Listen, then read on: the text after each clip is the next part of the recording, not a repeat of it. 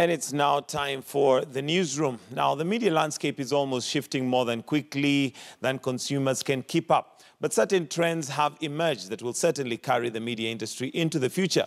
Users are moving away from desktop and towards mobile. Social media referrals are overtaking search. And consumers are cutting their cords and saying goodbye to traditional pay TV with significant internet platforms. Almost everyone is on a smartphone. Not only has access, but also only publishes citizen journalism. Newsrooms are shrinking to a converged media environment. How does mainstream media adjust to this raging disruption? Welcome to the newsroom. And to have that conversation this morning, I will introduce the panel, and I'll start with Robbie Koki, who's Robbie Ocheng, who's a lecturer in communication and journalism at USIU. Good morning. Good morning, and thank you for joining us. We also have Dr. Sam Kamau, who's a lecturer in communication and journalism at Aga Khan University. Good morning. Good morning. And last but not least, Eric Latif, who's a digital communication strategist. Huge title right there. But I guess it's the changing times that we're in. Thank you for joining us this morning. Now, you're also welcome to participate in this conversation. And one of the questions I'd like to raise right here, and maybe hear what you have to say, and you can give us your thoughts on social media. You'll also open up the phone lines later, is what is your main source of news right now? What is it that informs you on a day-to-day basis? And maybe we can start then. I'll start with you, Robbie, by virtue of the fact that even if we look at our social networks and how we communicate today, chances are, I'll use an example. When you're going to pick up your children from school, the discussion you have is not like before, where you'd be saying, did you watch the news last night? Mm-hmm. It would probably be, have you seen what's trending? What is on your social media? And possibly how technology is changing the landscape of news and how we need to deliver that in our newsrooms today. I think not many years ago, many lecture rooms in journalism were talking about convergence. And the impact of convergence would have been seen at two levels, where you have convergence in terms of platforms or in terms of channels of communication, and these little gadgets that you're calling the mobile phone and, of course, the computer. Communication gadgets. Yes, gadgets. All kind of converged. I mean, put every traditional sort of medium, content on that particular medium, and access to it became easier. Remember, it is a pocket-friendly, easy gadget to carry around, and therefore it doesn't make sense for you to just like more or less deal with spatial positioning of channels for you to access information. And again, you have to look at the era we are living in. It's an attention era where people pay attention to what they want to listen to. Theories state that audiences are active seekers of information, right, and they have a choice to choose what channel they want to use, when and how. And therefore, because of that competing content that's around, then the gadget or the channel that attracts or makes it easy for you to access information becomes the best place to go. All right, Eric, how is the digital platform changing the landscape of news gathering and news reporting? Whereas we might find that in the newsrooms, we're still delivering news the way we've always been used to. I mean, look at print media, you look at your television, radio. We're probably packaging things the way we used to, but that landscape is no longer the same. The ground is shifting pretty fast. And like Koki has just said, this device has become not just a mobile phone, but your everything. In some number of years, it's been called the third screen. Now it's actually the first screen, because that's why you're seeing everything for the first time. In fact, you're even watching your news here. Right. So how newsrooms are gathering news, how newsrooms are disseminating the same news is also being affected by this. You're seeing very many new small organizations that are coming up that are becoming, news organizations, and they're becoming powerful organizations, collecting, just finding somebody on the field, they're holding their camera, and that camera is transmitting live, and that becomes a source of news. I guess what you're asking is, the way newsrooms have been operating for a long time, and it's because of how the business model has been, that we shall sell we shall sell this news and we shall gain content, and I mean we shall get readership and viewership, and that viewership is what we shall sell to make commercial sense of it. It's all changing, and the newsroom has been, I think it's still caught up between the interest of the big business who's not changing with the times to the newsroom, which is trying to think, how else can I package my news? And does that make commercial sense for the owner of the business? I think it's still a tug of war that's happening. It's happening. It's happening on the ground. All right, Dr. Kamau, yes. Are we likely to see transformation of the newsroom as we know it, and possibly a loss of jobs and a creation of others? And what I mean by that is a loss of jobs for some of those traditional posts where you sit and wait for all the reporters to go out there, bring you the information, put it together, get whatever supporting information that you need for that, because that is kind of slow compared to the day and age we're living in. And a creation of other jobs, whereby, for instance, we need audience analysts who, you know, check what our audience is looking at, what is, you know, happening right now. Your thoughts? Maybe what I could start by saying, and thank you for having me, is that today's newsrooms need to change to reflect the digital present and the digital future, as opposed to the legacy past. And what that means now, because of the changes that we have already mentioned in terms of how people consume content, how people interact with content, what we have seen, like one of the things coming up is that how I interact, my experience of interacting with content is as compelling or is as important as the content that I am consuming.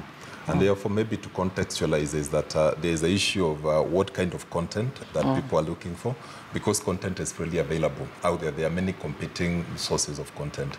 So is it information that I can only get from you? I think that is one of the important things. And I think one of the things we have to acknowledge is, even if there are many changes taking place, a good story will always be a good story. It is how we are able now to tell that story using a multiple, you know, a variety of platforms.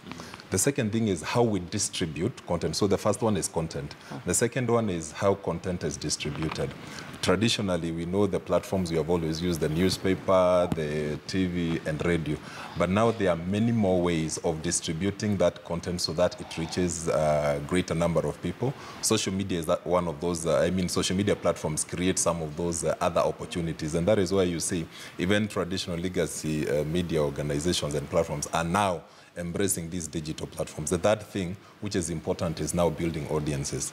Because when you look at what is happening currently, there are new audiences that you're not able to reach using the traditional platforms. And I think there is also a new opportunity now to bring in these new, perhaps younger readers, and who are still interested in content, but not the way we are used to giving them.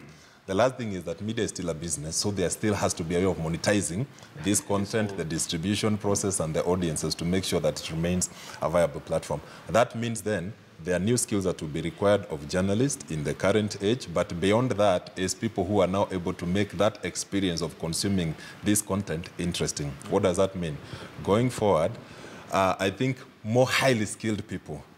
The storytelling has to be good, but now bringing in other people who also understand that the story, the art of consuming that content also needs to be interesting, and these are the skills that we're looking for. That means then the people whose only offer is just labor, I think it will be a problem. That is why you look at now content, I mean in terms of talent, creativity, because innovation is what is driving things in this age. It is not just that I just have the traditional skills. That is why you see the reorganizations will continue. People perhaps who only offer labor, that is how I said it, will continue being let go. But people who now offer talent, creativity, and new ways of making this experience would interesting. Probably get employment. Exactly. Eric, do you agree with that? And Yes. what do you foresee as the future newsroom? You know, for a number of years, even if you think about the distribution, the legacy distribution models, TV, newspapers, people who are called graphic designers had a very big impact on how we package the product, right? So you've gone to the newsroom, you've put together the story, but what matters is, you know, how is it being presented? The graphics, the packages, how is the layout of the newspaper? What colors are we using? What are our colors? Now shift that onto the digital platform and start thinking, who is this person who's going to think how to package this news? And that's why you're seeing, so we'll move away from, I think, we'll move away from the graphic designer per se, who just looks at, you know, the layout and looks at how the screen looks like and what colors we have and what are the, you know, the lower third and where is the graphics coming in and what's in the background of the set. We'll go into how is this going to be consumed in a way that is that the consumers want to consume. And that's how you see a number of newsrooms in the world. Al Jazeera have proper division for research on how to distribute their content online. And they came up with a product like AJ Plus. AJ Plus was targeted at the younger audience that is, you know, short of concentration. They just needed to see that information in 1 minute, so you don't have to put a whole package of, you know, reporter on the ground with, you know, coming out on the screen. Put it for a minute, and it's graphics, and it does not have to have the audio. You just need to be able to see the picture and read what's happening, and you know what's happening. So such kind of thinking is what is now going to replace what we used to have as the creative side of newsroom. All right. Yeah, I think then we will be calling the future journalist and anybody in the market multi-talented content developer, because you're not just going to have the skill of writing, which is key. There is no way you can produce content without the ability to write.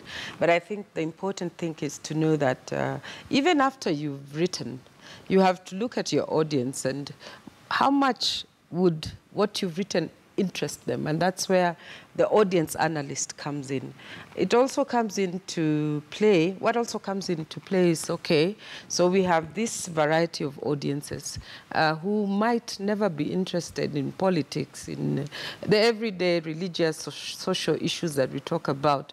What interests them? And then how do we make it attractive for them to be able to get access to it?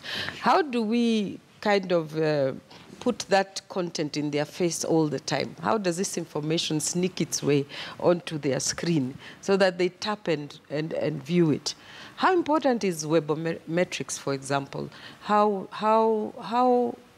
versatile is the person behind the content? And how creative, like he says, do they bring a mundane issue that might not be of concern, and give it some decorum so that people can be able to pay attention to it. All right, Dr. Kamau, what is the place of mainstream media? And maybe we even need to redefine mainstream media with time. Yeah. Because mainstream media traditionally was radio, TV. Call it like you called it, legacy media. Legacy media. But that is quickly changing, and we'll look at some of the results that are coming in terms of where people are mainly sourcing their news. But what is the place of, for the sake of argument, mainstream media right now? What is their position in the audience's eyes? Interestingly, there are two things that are happening concurrently. Like we say, there are multiple sources of information, and I think people are receiving, receiving their content or news from a variety of platforms. And occasionally, you'll even see on social media somebody saying what mainstream media will not tell you. Will not. And I think what you've ended up seeing is there has been a declining trust in what you'd call the mainstream media, but the fact remains, again, even when there are all these multiple sources of information, people will still go to mainstream media to actually verify whether this information is true. So that when some piece of information, like yesterday, I think there are so many petitions being determined, and there are a lot of conversations online, and people trying to establish what is actually the truth. People would still wait to hear it from, reliable mainstream media.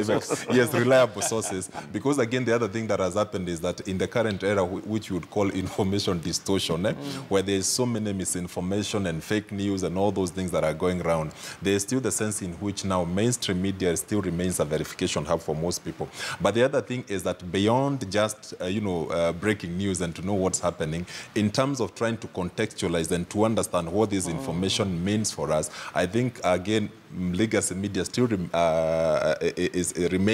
that platform where people can go because they want more context, they want more information, they want more background, they want more analysis. I think mainstream media still plays that important role for the people. The other thing is content has evolved with time beyond just news, because again, when you see what drives content, especially on the digital platforms, like there are so many popular videos about cats, you know, cat videos, and they seem to generate a lot of engagement around that. But in terms of information that I need to make decisions in my life, I think mainstream media still remains that platform where I can go to beyond just the news, beyond the analysis, but information that I can use to make important decisions. And therefore, you know, linking that, it means then it is just that the legacy media has to, that is why I say it has to evolve to reflect the digital present and the future. It doesn't mean that they will necessarily go away or cease in their value. All right. Yeah. I think there's going to be serious competition for what we're calling mainstream media.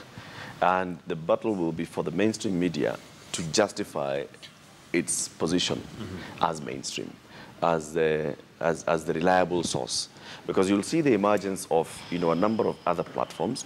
For instance, if today Koki decided to set up a small unit, and she, using all her understanding of journalism and ethics, started giving out content that is completely verifiable, over time people start trusting her, and people start, she will become mainstream media. And if, on the other hand, KTN has not actually started evolving and looking at the kind of audience that Koki is looking at, then KTN will no longer be mainstream media.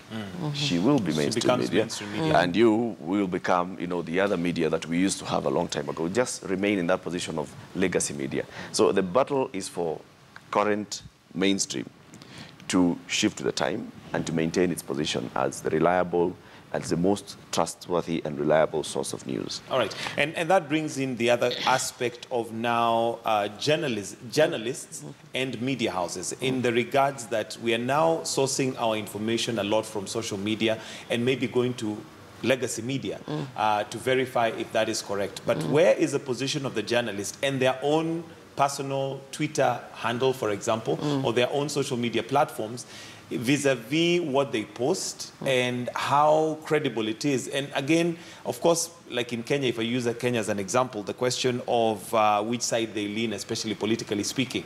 And in terms of your training, what's the position of a journalist? What is it that they're allowed to, not allowed, what is it that they should professionally post? Thank you, Eric, for declaring me a future media owner. I think I should consider. Now, most importantly, I think about 2 years ago, there's a paper I looked at in terms of the conflict between who is a journalist and a blogger. And some of the things that journalists don't know is that the craft of putting words together and creating meaning out of them and having people follow you and understand what you're saying is a gift that you cannot wish away. In so much as you are a social influencer online or a digital influencer, there are some of the things that you might lack that a trained journalist can have that could give them advantage. My only worry with current journalism and, you know, the idea behind journalism in Kenya, for example, is that people think they train to work in a media house. And like Latif says, the media house today has always thrived on, you know, commercializing commercial gains through advertising. And the content element of it has been a by the way, if I'm not wrong, because then it gets exciting when you're a new journalist in the media house, writing a few stories, getting your byline. But after some time, when you want to be bolder with what you want to say, you find that media is no longer your place. Because the media place is about revenue, it's about, you know, interests. It's about maintaining status quo. But the training as a journalist is about passion, is about telling stories. It's, I mean, people who choose to be journalists don't do that just for the sake of it. You can have 10,000 people trained, but those who stand out are people who are passionate about telling stories, about telling things that happen. So therefore, what's the implication in terms of training? The new journalists should think of themselves, as he says, as a media house in making. The first day you get into your first year or your diploma class in journalism should be the first day you start creating content. The only advantage that the mainstream media house will have over you is probably nice studios like this and equipment and, you know, a payroll. Capacity to deploy. And all those kind of things. But the real issue when you're talking about writing and being a journalist and producing content is the ability, the efficacy to produce content that interests people.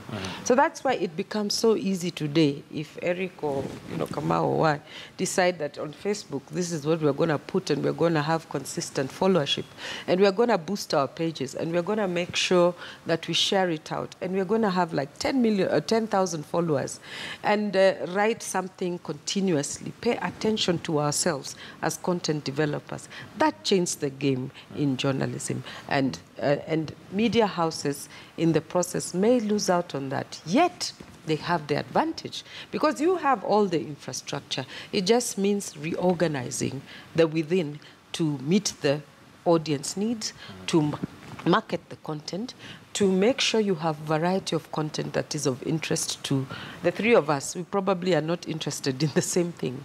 And to make sure that it's consistent. Key is that it's well researched because, to be honest, the media literacy of people the world over is not confined to public broadcasting like it was, let's say, about 15 years ago. If I want to read something, I will just access it and read it. And go ahead and read. Yes. Yeah, Dr. Kamau, do you feel like we are training journalists for the future newsroom? Because let's face it, majority of them probably would be training with the idea of going to work for a media house within a newsroom, which possibly is still working on a very old model. I think one of the things I would want to mention is that this has been called the golden age of storytelling, and I want to agree with Robbie that what the future is calling for, beyond just finding expression within the confines of a newsroom, there's also that new emerging concept of entrepreneurial journalism, where actually you are able to offer much more. Now, why I'm saying it's a golden age of storytelling is the fact that the journalist, and we actually have to say that journalism is alive and well, and journalism actually has a future. Because I said the good story will always be a good story, and people will always enjoy interacting with a good story. So there are multiple ways of gathering information. There is much more information, the way of researching and getting that information. The potential for collaboration, again, is available online.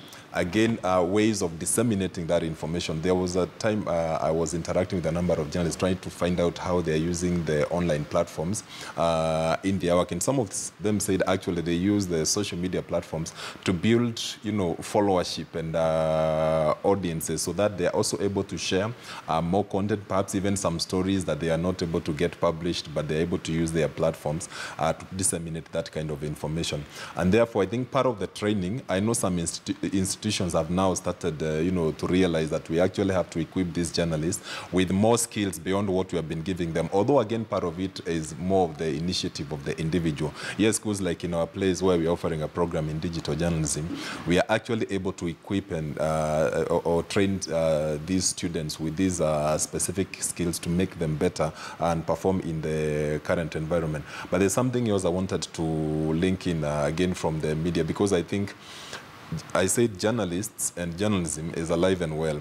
What is the component that is struggling is the media business part of it. Yes. And I think it's also important for both to distinguish between mission and tradition.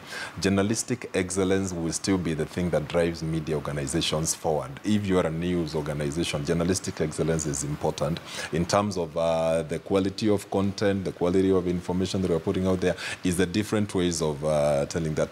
Traditions is, it refers to how we have always done things. So I'm saying distinguishing between the tradition and the mission.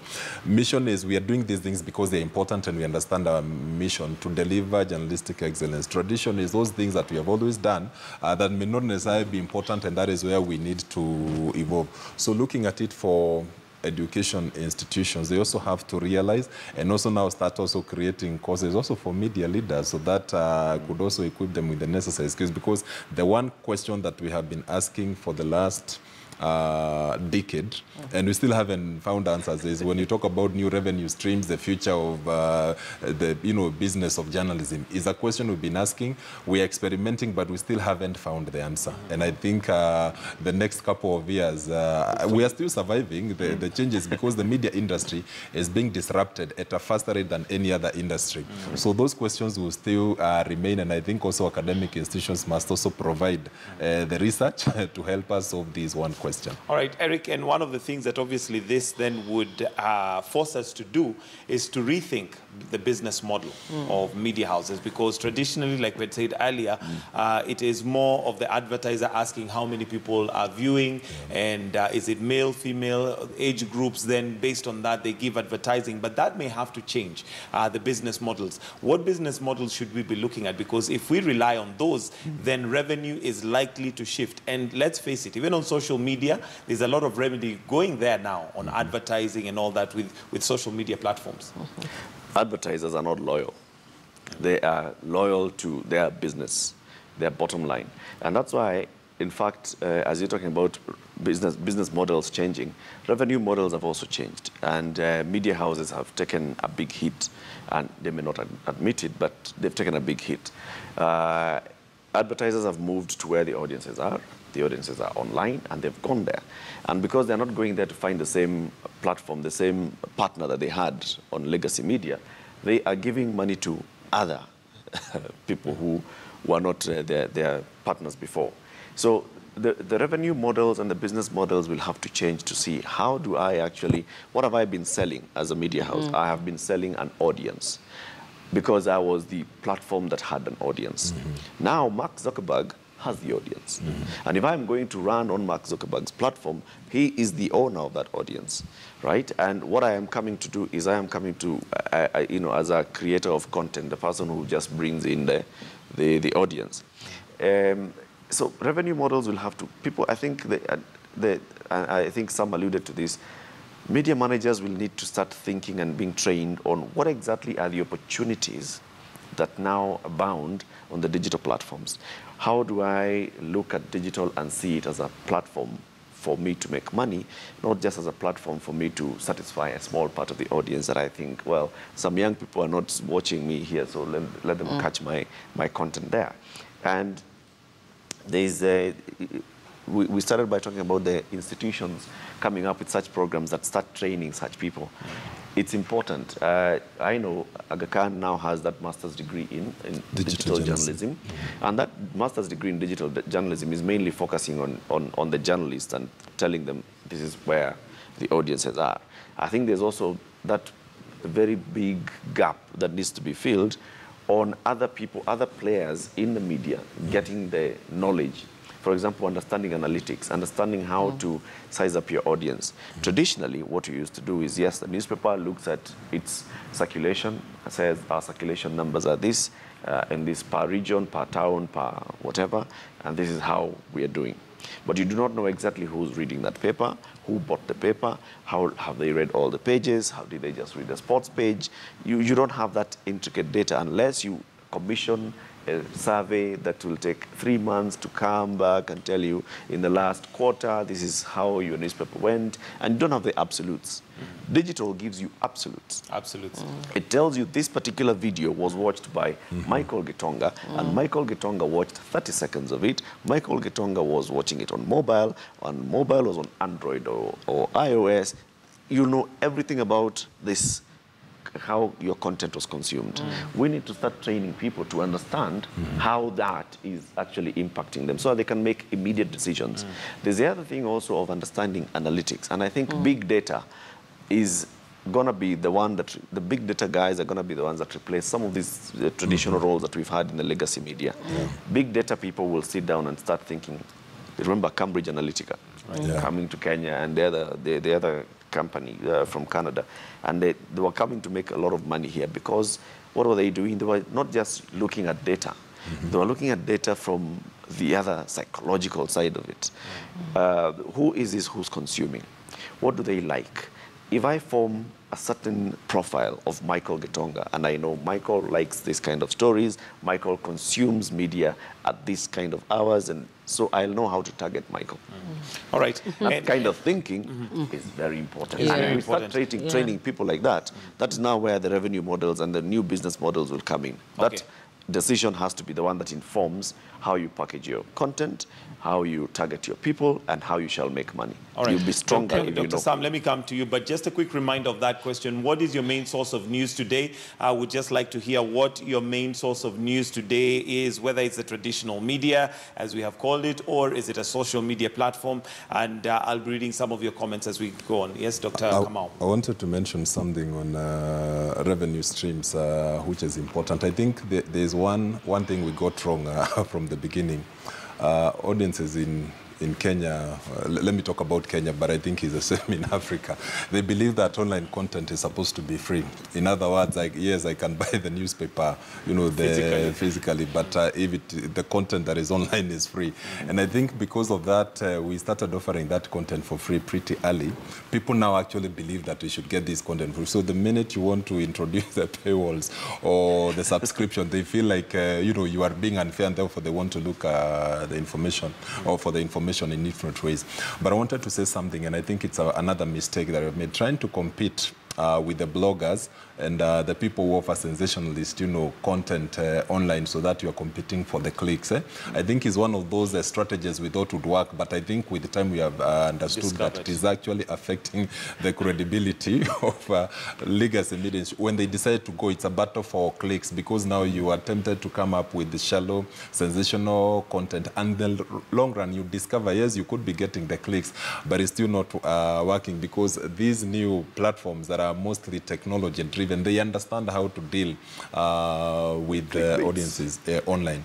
But I wanted to say something in terms of experimenting. Now that we know we have a problem, that audiences don't believe or don't like paying for content online. The other thing is that they are actually annoyed by the advertisements that, you know, pop up, or they see them as an unnecessary distraction. We still have to consider what are the other available platforms. One of the ones that we have seen, and I think is something worth thinking about, you know, one of the media houses has come up with, you know, video on demand platform. Is the first subscription-based, you know, platform that they have been experimenting with, and are doing an aggressive campaign around that. Perhaps it's considering now that more and more people are getting connected, even at home, you know, with fiber at home. And some of the changes that we are seeing is that TV, as we know it, at least in the Western world, research indicates in the near future, like 2019, 2020, about 80% of TV content will be watched online on other devices, not the television screen as we know it. Right. Now that more homes are getting connected here locally, you know, with fiber, and more people are getting access to the smartphones, is to start thinking, is there content that people would actually pay for? So that one is an experiment, the one of the video on demand. But I think with time we have to consider this environment and the changes that are taking place. If trying to, you know, the battle for clicks hasn't worked as a long-term sustainable model, what are these other things that we need to experiment with? Yeah, it's content. You So can content go round. content yes. remains king. You can put your content on top of a tree, you know, under a bridge. So long as it's good, you get followership and sustainable followership. And I think the training in journalism, I hear everybody talking about all the digital media program they have and etc., like you said, is not just going to talk about the platform itself. Yeah. That platform could be obsolete in the next 5 years. Yeah. So you're going to talk about, yes, the platform available now here is this one, but then the content is what should be adaptable to whatever changes in technology. We have had that debate severally at our place of work when people argue that, you know, we are going digital, there's convergence, all that. But at the end of the day, you still need a camera. You still need to script whatever you're doing. Right. You still need somebody to direct the content, somebody to produce it. So that doesn't change. And what we need to realize, the higher, I mean, if you give people higher skills to meet the needs of these literate audiences, because again, We are not in that era of Hitler where followership was just like, okay, we have to listen to this one person and he's the alpha and omega. No, we are in an era where people reason, people want two-sided arguments, they want to give their views like you've just asked them to, isn't it? Right. They want to be part and parcel. They are active audiences. So what do you do with active, intelligent audiences? You make sure that the content meets their needs and that it's a variety. Whether it is this today, or a small thing like this tomorrow, or a big screen that you carry around as you walk around, the beauty of it is that the way we produce content doesn't change. The way we write doesn't change. What changes is the depth in which we go into that content for it to be worth my time. All right, and Eric, one of the things that maybe then we need to ask ourselves is our audience interaction. And interaction here is not just finding out how many people are watching. It is what makes sense to them. What is it? And we're also living in a very demanding environment as compared to before. Before, you would give people content, and whatever content you give them is fine. They would, but right now, with the ability to have choices, I mean, people don't even have to watch local news. We can be here talking about NASA and Jubilee. They're watching Donald Trump, still in the same country. How do we interact with our audience more to find out, first of all, what they want to watch, what they need to watch, and also now solve that problem? Big data. That's it. You know, we have to segment this. So there's the content creator who's got to now think more creatively about how they tell their story and how to break down that story into bits. And then there's the person who's doing the market development and research, who's thinking, this is what the audience wants. And that person has got to understand that data and to understand analytics and to understand reading what's happening, the trends, and in translating that and interpreting it. So if you see, for example, that you posted this and it took this long for it to be shared the first time, or it was shared by this person who shared is, can you understand that person more? You know, the beauty about digital is that you can tell all those things. You can tell, this is the person who picked my news, this is the person who found it interesting, and you can tell this person's lifestyle and what they like, what their interests are, what they do. So you can tell this person who liked this content, they shared it within their network, and their network is people who have similar interests. So I know that this kind of content will interest this kind of people. That is where I'm saying the next big people are people who actually now go and do that data analytics. It's a big data people. They come in and they look at it and tell you, this is what's happening. All right. And maybe just talk about interactivity. And include your closing comments. I think we're out of time. Talk about interactivity. I like the idea that you're saying it's not just like, okay, who has clicked? How many people have liked? How many people have said wow or laughed? Emojis used. No. It is how has that conversation evolved to the point that if it is going towards the wrong direction, people use editorial judgment to correct the perception. I think that's where now we are saying content adds value to whoever is viewing it. And therefore, as we in training look at where is journalism going? I see an opportunity, like Latif says, to bring in those things like business analytics. Marketing will not be marketing per se. I know marketers say, okay, content marketing, but at the core of content marketing is content. Right. You can't just have, so the content itself, yes, you have to have something to market. The business is selling content. It is not selling people or space or whatever it is content. So putting all those things into context means that if media houses do not move per se, then all of us will become our own little media houses. All right. Dr. Sam, your closing comments. Yes. Well, we have emphasized the value of content, and I wanted to say, connected to my earlier point, that the content that people will be willing to pay for is content they are not likely to find on any other platform. In other words, there are so many competing alternatives. What is that unique thing that you have that I only get from you? The concept of audience building, I wanted to pick from what he was talking about. You have two types. You have followers and fans. Now, followers are those people, followers on Twitter, followers on all these different platforms. Fans are those people who actually have a commitment, and that is what you want. People who subscribe, your YouTube channel, they subscribe.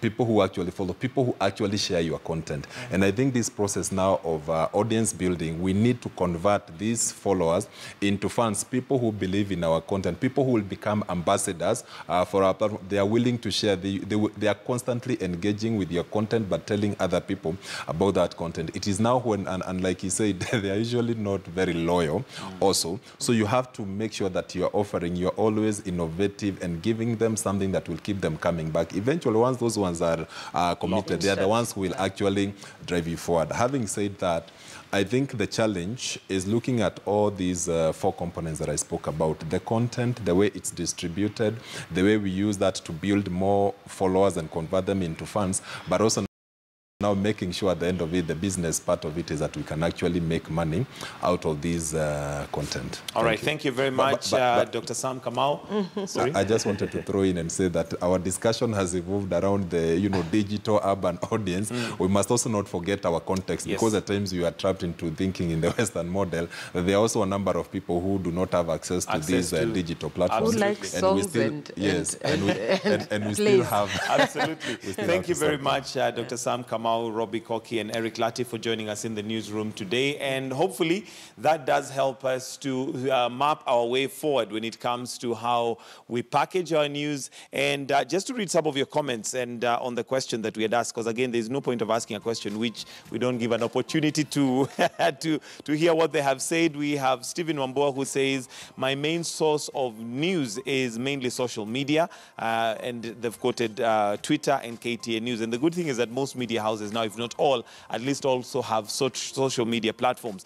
We also have Evelyn, who says, my main source of news is Flipboard. It's a platform that consolidates news from different sources. Again, that's another aspect there. My main source of news is social media. I only go to mainstream media when I am in doubt. So it looks like social media maybe is mainstream media right now. But they're in doubt.